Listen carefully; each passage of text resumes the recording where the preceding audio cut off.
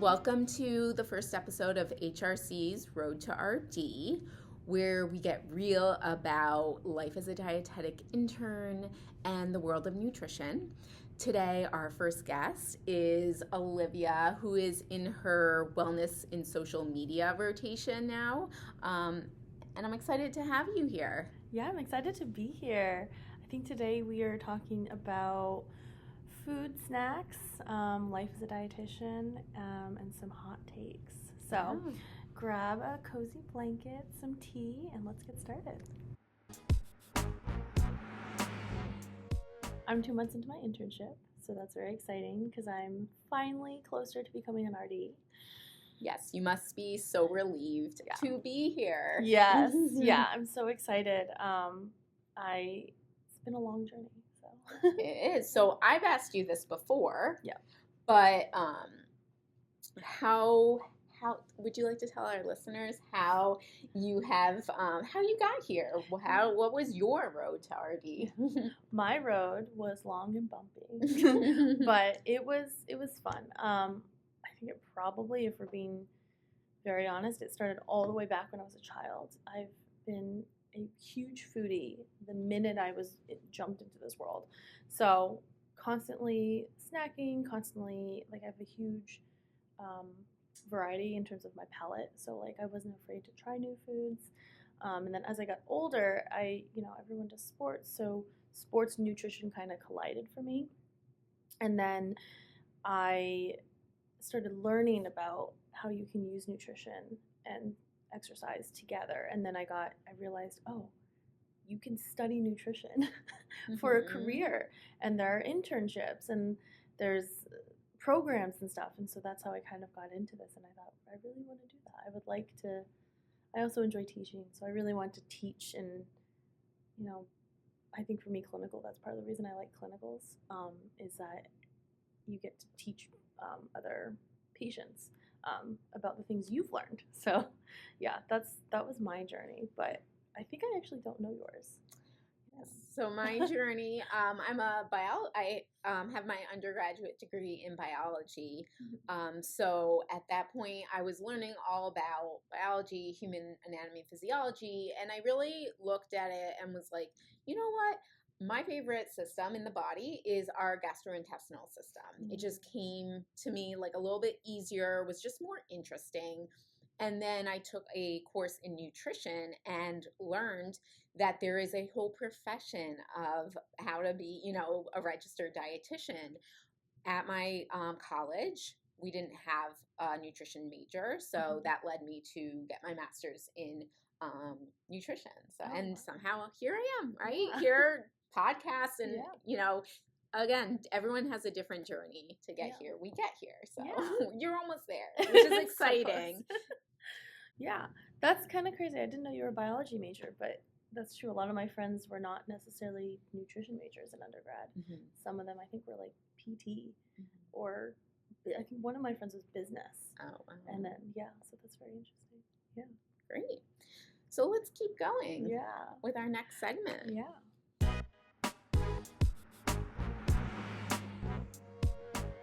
Welcome back. We're going to talk a little bit about our favorite snacks, especially as a dietetic intern. Yeah. Life is very busy, but I do find time to continue snacking, as is my favorite hobby. And one that I recently have been doing, because it's so easy, is apples, either microwaved or lightly pan-fried with butter, and then I add some spices and a little bit of sugar, and it's fast, easy, and delicious. That's great. Yeah. That does sound good. What kind of spices do you use? I think I use nutmeg, cinnamon, I'm trying to remember now, allspice, cloves, and then a little bit of vanilla extract sometimes. That sounds good. And there's so many varieties of apples out there. I know everyone has their preference, but what do you prefer to use in this recipe? I prefer a less sweet apple because, and I don't really remember the names, but sometimes I'll do a green apple because it is more sour and it balances the sugar that I'm adding. But if you don't want to add the sugar, just add a sweeter apple and then take the sugar out. But, depends on what you prefer. Yeah, that's a Yeah. great tip. And, being able to kind of change up a recipe is definitely a part that you probably learned as a nutrition student and you'll continue to learn here. I am from New York and we definitely go apple picking. I still have some apples from a month ago because we always pick so many. So I'm excited to try this recipe. Yeah. You can also top it. So I do this. Kind of makes it also a more balanced snack. I top it with like oatmeal and a little bit of brown sugar just to caramelize it, and maybe like if you have like a pre-made granola, you could top it with that, and it adds like a nice crunch. Also, typically now it's becoming like a cobbler situation. Instead of ice cream, sometimes I'll do like a vanilla Greek yogurt.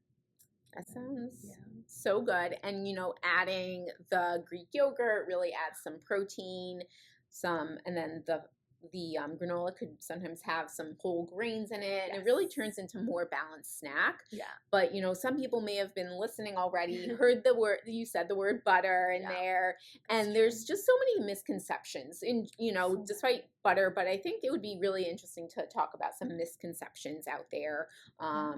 We've probably heard for a while, but as, your take on it as a dietetic intern, let's talk about that.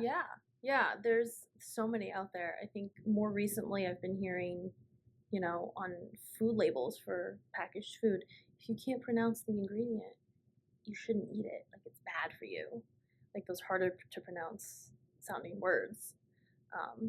Yeah, that is not necessarily true. So let's talk a little bit more about that. Yeah, I think the general public, and rightfully so, if you don't know the words, they associate longer, harder names with chemical names, and then you associate chemical names with something that's bad for you. And again, I totally get it, but things like vitamin E, we need vitamin E, but what is it? It's tocopherol. Yes, hard word to pronounce. Exactly. And just being in this rotation, in the social media rotation, you're spending more time kind of looking what's out there, and providing kind of the counter balance with some evidence-based nutrition. But another one that we've seen is dihydrogen monoxide. See? We know what it is. Doesn't mean we always can pronounce it. But what is that? What is? I think that's water. Yes, exactly. So, and so there's other ones. Really common one, ascorbic acid. Definitely ascorbic. Yeah. Which is vitamin C, which we all need. So we don't get things like scurvy. Right. So, the scientific names are hard to pronounce, but definitely important to recognize that they're not bad for you necessarily. I think on multivitamins, often you'll see the scientific name more frequently than you will see the regular name. And so we also have, sometimes fortified foods with vitamin D. We do know that is, definitely necessary in a lot of people's diets. It's especially, in this area, how often do we get out in the sun? Especially we're approaching winter now. But, cholecalciferol. There it is. There we go. Like, you'll see that in these fortified cereals or fortified orange juice. So that's just another example of that. So I guess, like, the takeaway here would be really focusing on maybe the length of the label, if anything. Definitely. Also, if you have certain concerns for your own health, saturated fats, sugar, sodium, those are maybe the bigger things to worry about than if you can pronounce the word. Definitely. And so, most people know that you want to have more produce, more fruits, vegetables, and if those do or would have an ingredient label or list, it would be one ingredient. So obviously that kind of coincides with, you looking at labels, and we want a list that is a little bit shorter overall. But really what's happening now, especially in social media and really just marketing, we'll talk a little bit about marketing, is it's directing people towards these packaged products that also can provide macronutrients that, whole foods can Mhm. also provide. But Yeah. we were really going in that way. So do you want to talk a little bit about marketing, even Yeah. like before you were, you're in Yeah. that path now to be a dietitian, Yeah. but like even before you started school, I'm Yeah. sure all of this is out there all around us, regardless of what you're interested in or not.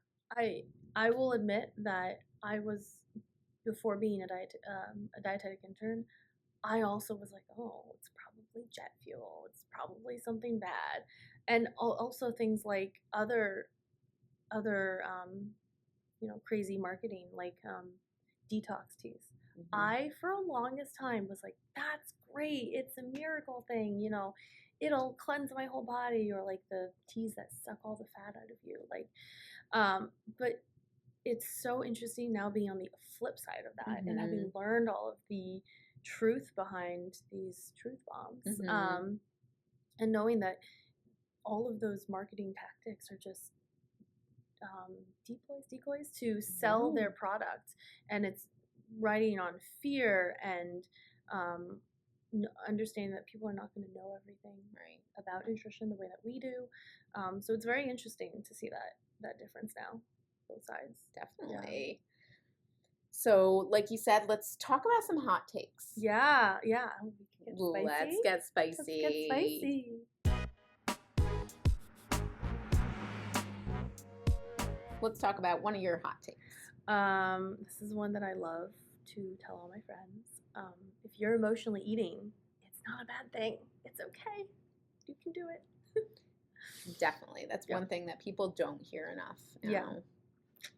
I think everyone associates it with a negative mentality, but think about it. Everything is emotional eating to a degree. Birthdays, celebrations of any sort, even funerals.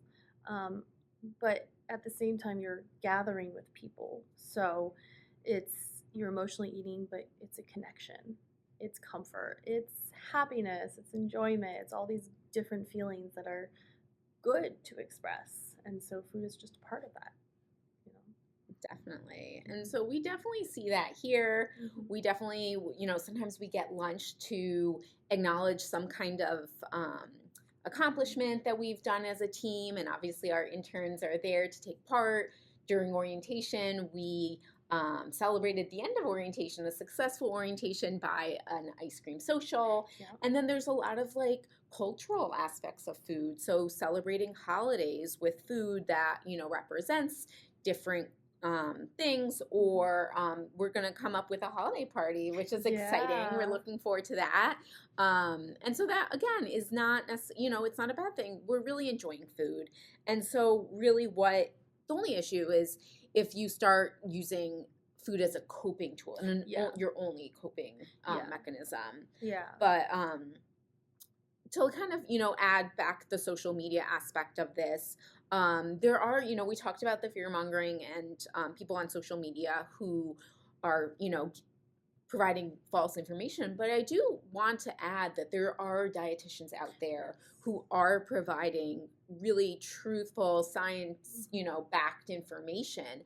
And that is a big part of the reason why we have this rotation, is to educate more dietitians and on how to provide this education, feel comfortable posting on, Instagram, TikTok, get those resources, get those experiences before getting your credentials. But you have all that experience, and so that's kind of what we've been doing here. You've been doing a great job. But even like just briefly, you want to talk, like, this has also you've been learning in terms of like mindful eating. Like there's more of that maybe you learned about a little bit in school. Yeah.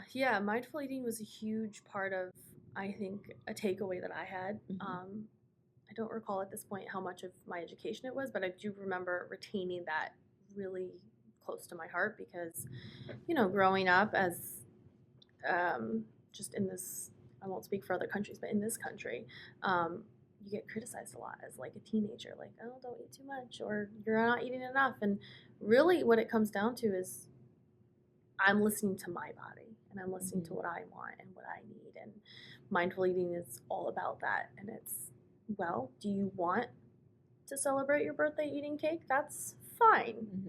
Do you want to have like a healthier dinner at some point? That's fine too. None of it is wrong. None of it is a bad choice. And I think that's part of what mindful eating is. And I've learned a lot about that during my education. And I think that's one of the biggest things information that I like to impart to other people, and something that I'm hoping to impart during my wellness rotation here. Yeah. Definitely. And you'll see that sometimes during your outpatient rotation. Yeah. And even in your clinicals, you might have patients who are interested in approaching nutrition in that way. It is, we're definitely seeing more of that in social media, and that does transfer to, hopefully the general population. That is, it's still relatively new, that term, but it is really exciting that some of these things are out there. So I do want to wrap it up. Thank you so much for coming on this first podcast and, chatting about your experience here and, hot takes, snacks. We all love snacks here. But yeah. Yeah, thank you so much for having me. This was a really good time. Great. Excited to see what else you guys come out with. Great. So we will catch you next time on the HRC's Road to RD. Bye. Bye.